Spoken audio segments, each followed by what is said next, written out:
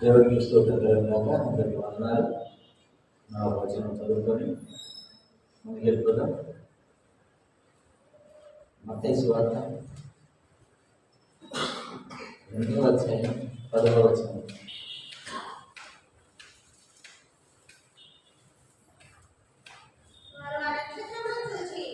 వారు ఆ నక్షత్రమును చూసి అత్యానందభరితులై ఇంటిలోనికి వచ్చి తల్లి అయిన మరియను ఆ శిశువును చూచి సాగిలపడి ఆయన పూజించి తమ పెట్టెలు విప్పి బంగారమును సాంబ్రాణిని గోళమును కానుకలుగా ఆయనకు సమర్పించారు.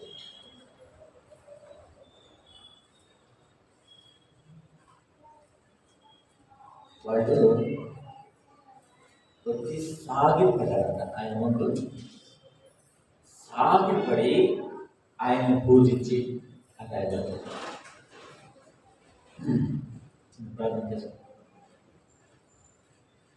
స్తోత్రం. మీ ముందు సాగిపడి మిమ్మల్ని పూజించడానికి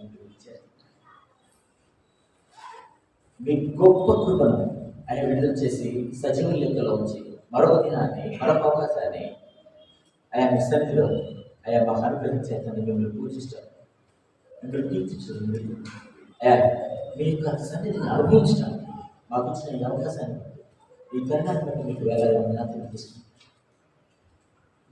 మీరు మాట్లాడారు దుమ్ముని తోడిని అని నన్ను ఆయన నవ్వు చేసి మీరు మాకు వినిపించేయండి, వినిపించేయండి ఆత్మను ఇచ్చి ఆత్మని దశరథుడు ప్రతి ఒక్కరి మీ వాక్యాన్ని ఎత్తిన అయా హృదయంలో స్వీకరించి నిన్ను చూసి సాగిలపడి పూజించి నమస్కరించే తయారు చేసే గొప్ప నక్షత్రానికి వందనాలు జనకామని మా ప్రభావం ఏసై యొక్క ఈ ప్రార్థన శైలిలో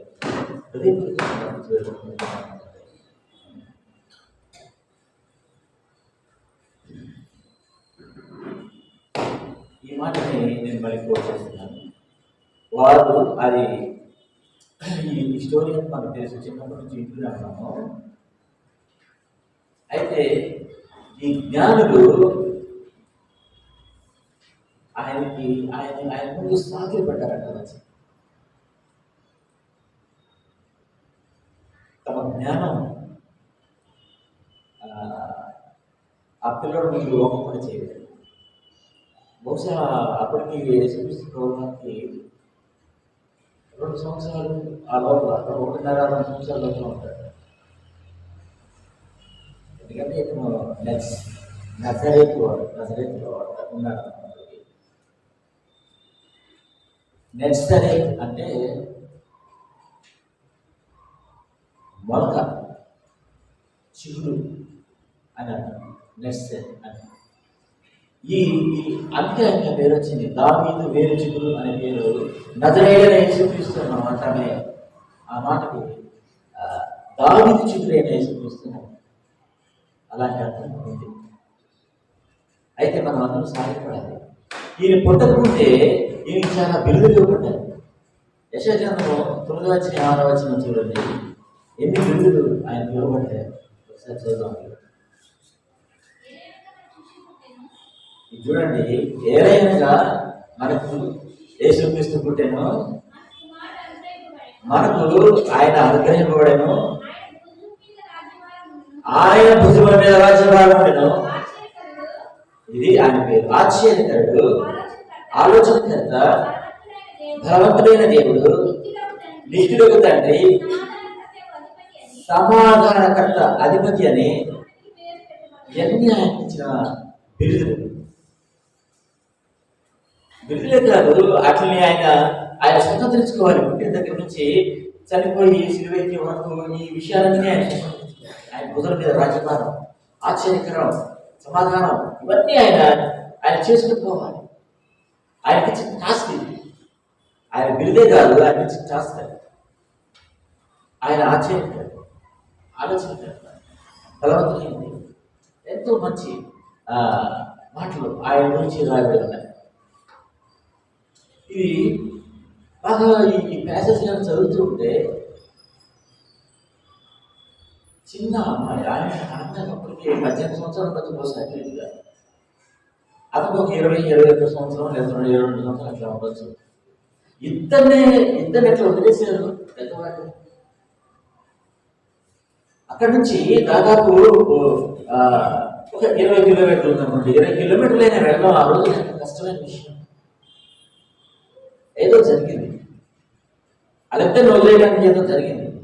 నీ చాలు మీరు పడండి అన్నట్టు అది నిండు గర్భవతిని ఎవరైనా అట్లా వదిలిపెడతారా? పూర్తిగా వాళ్ళు వాడు ఏం చేయాలంటే అక్కడ నుంచి బయలుదేరేటప్పుడు బిడ్డ పుట్టడానికి అవసరమైన వస్తువులను తీసుకొని రావాల్సి ఉంటుంది. ఎందుకంటే అంటే ఆమెకి ఆ సందర్భాన్ని మనం జ్ఞాపకం చేసుకుందాము. దాదాపు అట్లా వదిలిపెట్టడం అసాధ్యం. పెద్దవాడు వాళ్ళిద్దరు ఎందుకు అట్లా బయలుదేరించారు అంటే ఏదో జరిగింది, వీళ్ళని వదిలేశారు. అక్కడి నుంచి ఆమె ఎన్ని అవమానాలు పడిందో తెలియదు, ఈయన కూడా ఎన్ని అవమానాలు పడిందో తెలియదు. చాలా బాధాకరమైనది. వాళ్ళిద్దరు కూడా వచ్చి ఆ బెత్లెహేములో ఆ కిమ్హామ్ ఏదైతే దగ్గర వాళ్ళు తిరుగుతున్నప్పుడు వాళ్ళ స్వస్థానం అది. ఆ బెత్లెహేము వాడది, వాళ్ళ పేరు మీద రాసి ఉంది యేసుక్రీస్తు అని. దావీదు మహారాజు ఆ రోజు అక్కడ ఆ సత్రాన్ని ఆయన తయారు చేశాడు. ఆయన ప్యాలెస్ కట్టి ఆ ప్యాలెస్ ని సత్రంగా ఏర్పాటు చేశాడు. దాని పేరు కిమ్హామ్ ఏదైతే అంటారు.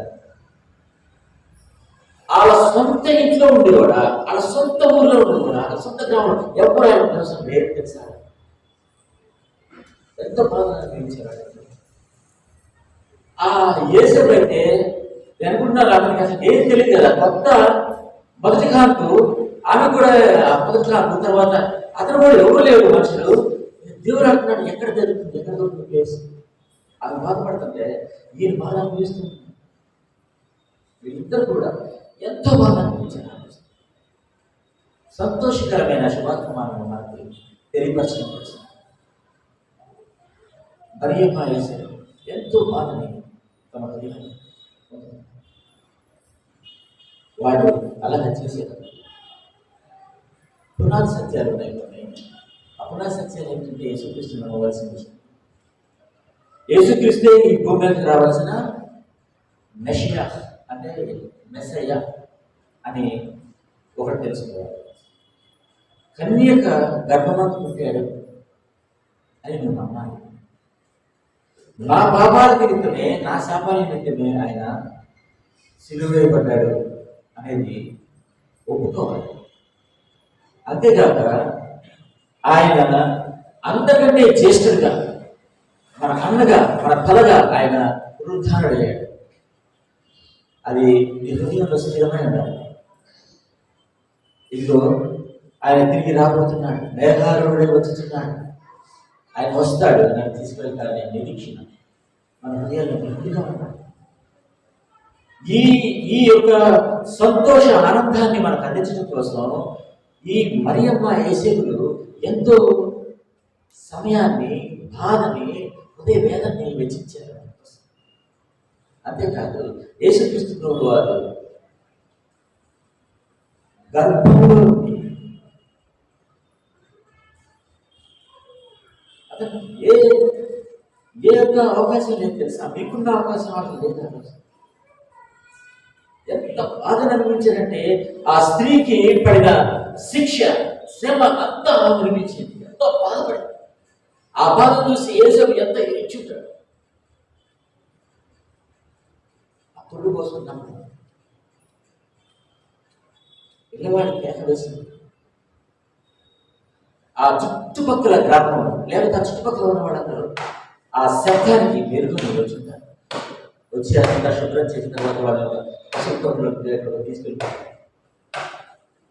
ఇదంతా మనం ఒక్కసారిగా మనం ధ్యానించుకుంటుంటే ఆ ధ్యానంలో వాడు పడిన బాధని గ్రహిస్తూ ఉంటే మనకు ఏడుపు వస్తుంది, మనం బాధపడతాం.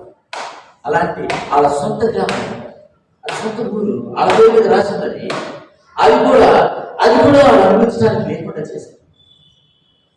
ఎంత గజిబిజి రోజులు ఆ రోజు రోమన్లు వాళ్ళు పరిపాలిస్తూ అనక దొరుకుతున్నారు.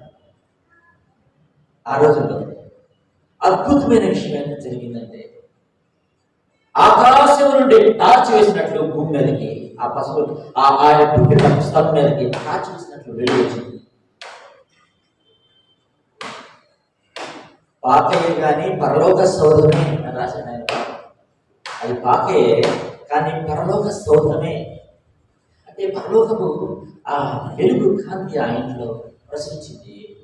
ఆ తర్వాత ఆ గొర్రెలు కాపాడు, ఆ తర్వాత వాళ్ళందరూ చూడడానికి వచ్చిన వాళ్ళందరూ దేశం చేస్తున్న పొగడ్డం, ఆయన్ని ప్రశంసించడం, ఎంత చదువుకున్నాడు అనుకోవడం, ఇవన్నీ కూడా వాళ్ళ హృదయాల్లో ఆనందాన్ని కలిగిస్తూ వచ్చాయి. చాలా సంతోషాన్ని ఆ తర్వాత వాళ్ళు అనుభవించుంటారు. దేవుని యొక్క ప్రణాళిక ఇలా ఉంది. కన్యక గర్భవతి అయి కుమారుని కన్నును. ఎంతో చర్చ జరుగుతుంది ఈ విషయం మీద ప్రపంచంలో. కన్యకు ఎలాగా గర్భమవుతుంది అని ఎంతో చర్చ జరుగుతుంది.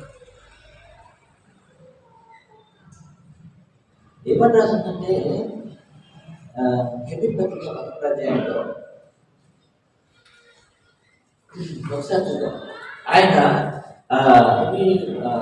11వ అధ్యాయము 2వ వచనం అంటారు.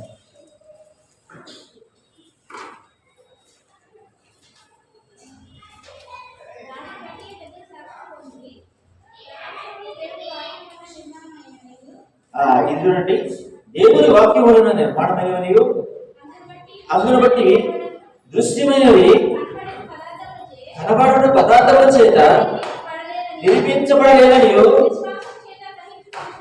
ఇది విశ్వాసంతో గ్రహించుకునే విషయం ఏంటంటే, ఈ సమస్తము కనబడే పదార్థముల చేత సృజింపబడలేదనే విషయం మనం తెలుసుకోవాలి.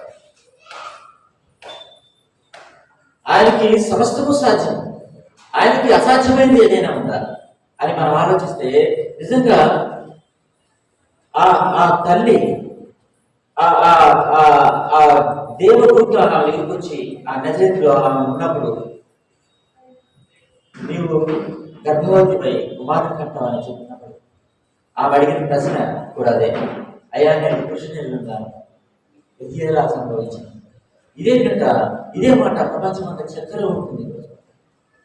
కానీ సమస్తము చేయగలిగిన దేవుడు ఆ లోపలే ఆ యొక్క విత్తనాన్ని పెట్టగలిగిన యేసు పరమ తండ్రి ఆ రోజు ఆమె కడుపులో ఆ విత్తనాన్ని ఇచ్చాడు. యేసుక్రీస్తు ప్రభువాన్ని ఇచ్చాడు. ఆయన అదే మార్గం, అదే ద్వారంగా ఆయన రావాల్సి వచ్చింది.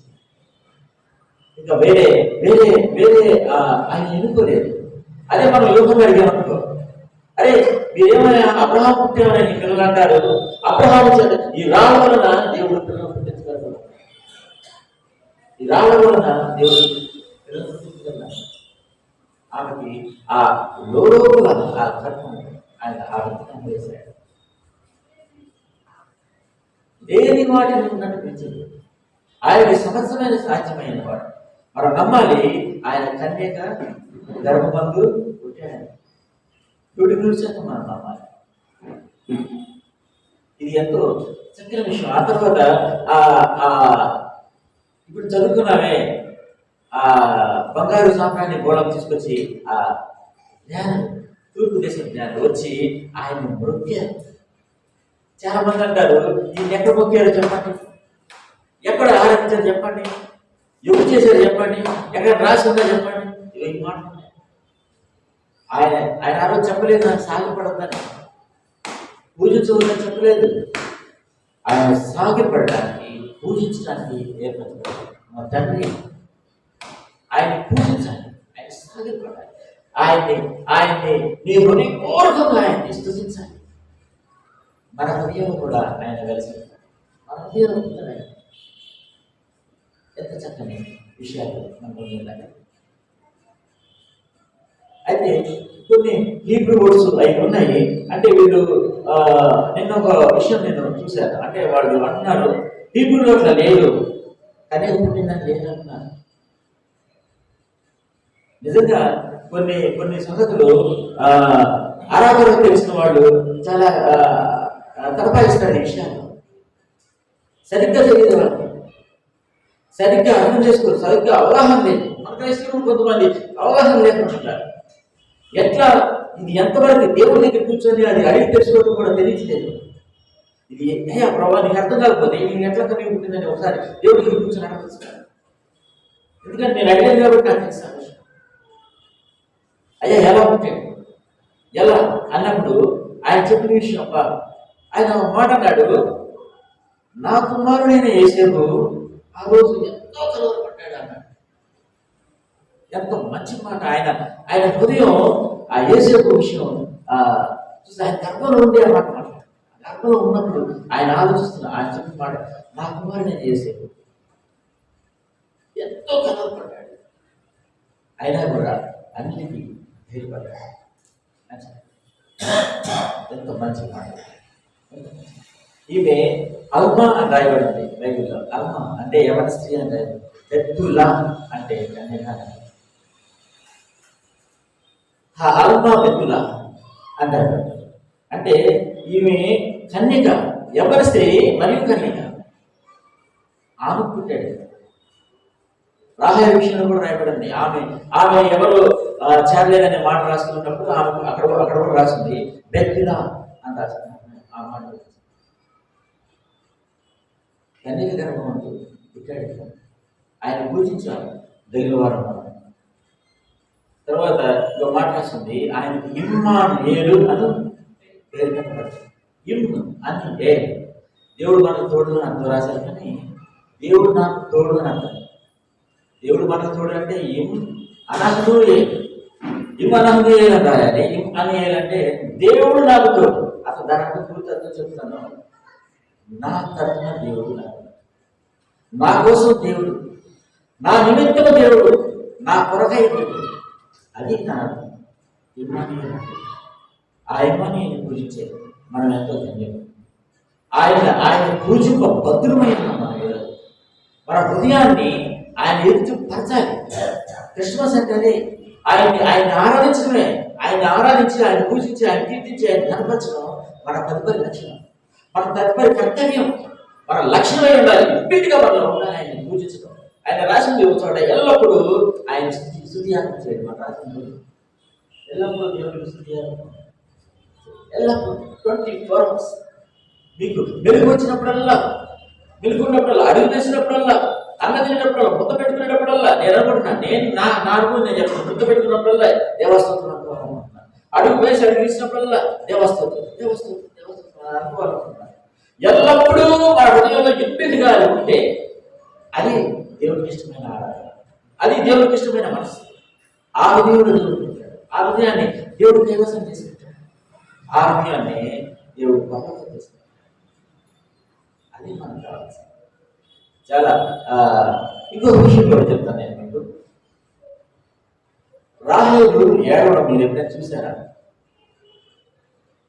రాహేలు ఏడ్చిందని రాయబడింది బైబిల్లో. ఆదికాండం చూసారు, ఆదికాండం చదవండి. తర్వాత రాహేలు స్టోరీ చదవండి. రాహేలు తర్వాత రాహేలు ఏమేమి చేసిందో ఆయన చూడండి. రాహేలు చనిపోవడం కూడా చూడండి, అన్ని చూడండి. కానీ ఆ రాహేలు ఎప్పుడైనా తన పిల్లల కోసం ఏడవడం మీరు చూసారా? మీరు చదివారంటే అది ఒకసారి చూద్దాం. ఎక్కడ జరుగుతుందో నేను చెప్తాను. ఇర్మియా గ్రంథము 31వ అధ్యాయం 17వ వచనంలో ఉంది.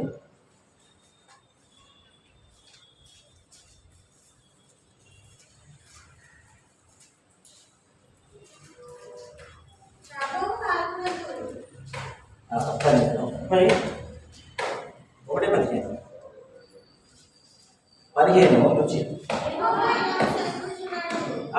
రవి రాశాడు, ఆలకించుడి, రామాలో అగరాత్మను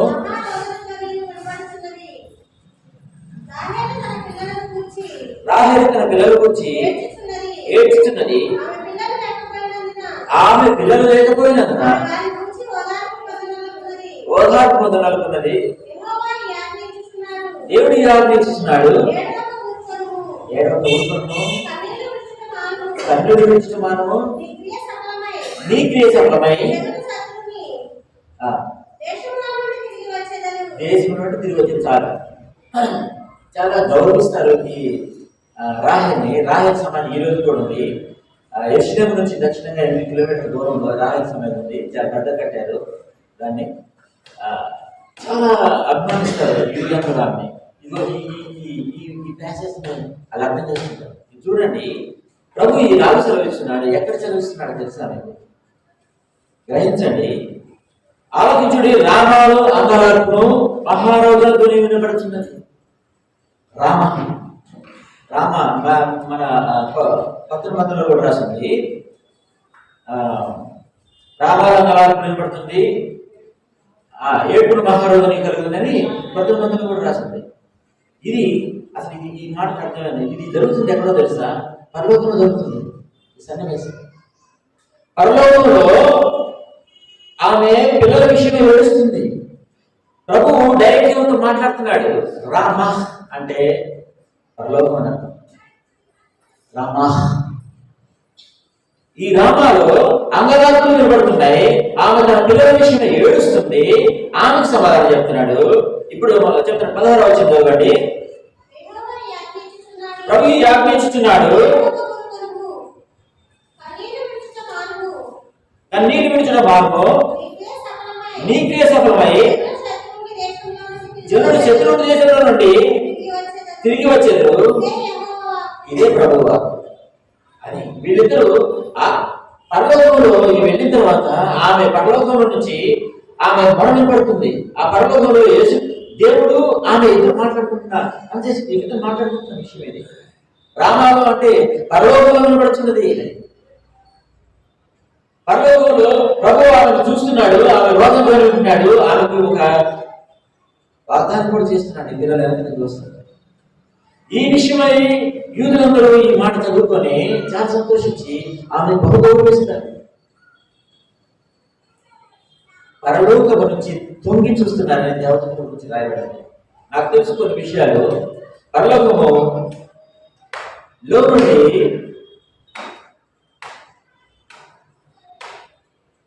చూస్తారు, ప్రభువు చూస్తాడు.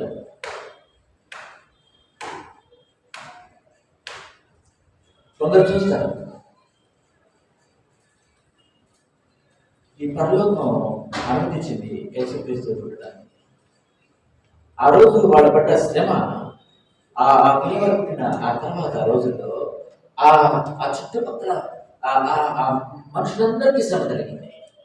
వాళ్ళ పిల్లల్ని 1 సంవత్సరంలో వాళ్ళందరూ చంపేస్తారు. ఎంతో ఏడుపు మహారోధంతో ఆ రోజు బెత్లెహేములో జరిగింది. వాళ్ళందరూ కూడా యేసుక్రీస్తు ఇక్కడ పుట్టాడు, యేసుక్రీస్తు వీళ్ళు పారిపోయారు అనుకున్నారు.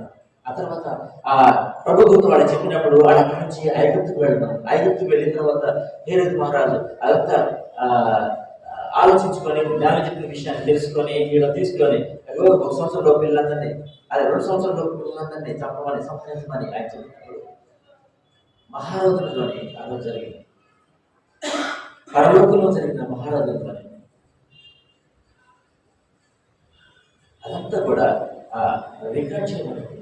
మనం తెలుసుకుంటాం, మనం నేర్చుకుంటాం, మనం అర్థం చేసుకుంటాం. మనం అర్థం చేసుకొని మనం చేయాల్సిన విషయం ఏంటంటే జ్ఞానంలాగా ప్రవర్తించాలి. జ్ఞానంలాగా ప్రవర్తించాలంటే నువ్వేం చేయాలంటే సాగిలు పడాలి, ఆయన పూజించాలి. అదే ఈ ఆరాధన మనం చేయాల్సింది. మనకు నేర్పిస్తున్న విషయం ఏంటంటే నువ్వు నీ హృదయపూర్వకంగా నీ జ్ఞానాన్ని ఉపయోగించి యేసుక్రీస్తు ప్రభువు వారిని ఆయన ముందు సాగిపడండి, ఆయన పూజించండి, ఆయన కీర్తించండి, ఆయన గణపరచండి, ఆయన పాటలు పాడండి, ఆయన మీ హృదయంలో హెచ్చించండి. అందుకంటే మీ హృదయంలో ఆయన హెచ్చించి ఆయన పూజించండి. అందుకే మనం అందరం పిలువబడ్డాం. రాజులైన యాజక సమూహం. మనం రాజులుగా ఉండడానికి ఇష్టపడతాం, యాజకులుగా ఉండడానికి మరీ ఇష్టపడండి. అది ఆ యాజకత్వం ఉండబట్టే రాజు అవుతాం. ఆ రాజు అవ్వబట్టే నీ యాజకత్వం నువ్వు కనపరచాలి. నువ్వు రాజుని, యాజకుడికి, నీ అంతరంగ పురుషుడు నిన్ను బలవంతం పెట్టే నువ్వు నీ నీ నీ పూర్ణ హృదయం, నీ పూర్ణ ఆత్మ, నీ పూర్ణ శక్తి, నీ పూర్ణ వివేకం, నీ పూర్ణ జ్ఞానం నీకేముందో దానంతటినీ ఆయన ముందు కనపరిచి ఆయన నీ జీవఫలాలు ఆయన కనిపించాలి. అది ఆయన మనం పూజించాలి, అది ఆయన కనపరచాలి, అది ఆయనకి ఇవ్వవలసిన గౌరవం. ఆయనకి ఇవ్వాల్సిన గౌరవం, మన తండ్రికి మనకి ఇవ్వాల్సిన గౌరవం ఆయన ముందు సాగిపడి మనకు రండి మనమందరం కళ్ళు మూసుకుందాం. మనమందరం కళ్ళు మూసుకుందాం. ఆయన ఎదురు సాగిపోదాం. జ్ఞానం వాడు, తెలివి, పూర్ణ హృదయం, పూర్ణ శక్తి, పూర్ణ వివేకం పరిచయం ఆయన పూజించడానికి దేవుడు నన్ను పరిశుద్ధవంతమైన జీవించి ఆశీర్వదించాలని నేను ఆరాధిస్తాను. ఆ తర్వాత వ్యక్తిగతంగా ఆరాధిస్తాను. మహోన్నతులైన దేవా మీకు వందనాలు తెలియజేసుకుంటాను. ఘనత, మహిమ, ప్రభావం మీకు తెలియపరుచుకుంటాను. ఈ భూమి మీదకి రావాల్సిన ఏకైక సత్యదేవుడు మీరని మేము హృదయపూర్వకంగా నమ్మి కన్యక గర్భవతు మీ పుట్టారని అయ్యా విశ్వాసం ద్వారా గ్రహించుతున్నాం తండ్రి. మీకు వందనాలు. మా పాపాల నిమిత్తం, మా సేవల నిమిత్తము అయ్యా మీరు సిరులో బలియాగం అయ్యారని మేము ఒప్పుకుంటూ మీకు వందనాలు తెలియపరుచుకుంటాం. పునరుత్థానము మరణాన్ని జయించి అయా అందరికంటే ప్రముఖంగా మీరు పునరుత్థానమయ్యి ఆ పునరుత్థానం అయా ఒక విషయంలో మా అందరికీ అయా ఆ దారిని ఏర్పాటు చేసినందుకు వందనాలు తెలియజేస్తున్నాం. అవును, మా హృదయాన్ని మేము సిద్ధపడి ఇదిగో మేఘాలుడే వచ్చిన మీకు ఎదుర్కొనే అయ్యా సిద్ధపడుతున్న మాకు ఇచ్చి ఆదుకుంటున్నందుకు నిరీక్షణ కలిగి మేము పూజిస్తున్నాం. మీకు వందనాలు, మీ కృతజ్ఞతలు, మీ నమస్కారం తెలియపరచుకుంటాం. ఘనత, మహిమ, ప్రభావం ఆనందిస్తూ మిమ్మల్ని స్తుతిస్తూ, మిమ్మల్ని కీర్తిస్తూ, మిమ్మల్ని ఘనపరుస్తూ యేసయ్య దివ్య నామములో స్తుతిని సన్నిధిలోకి హృదయపూర్వకంగా సమర్పించుకుంటున్నాను.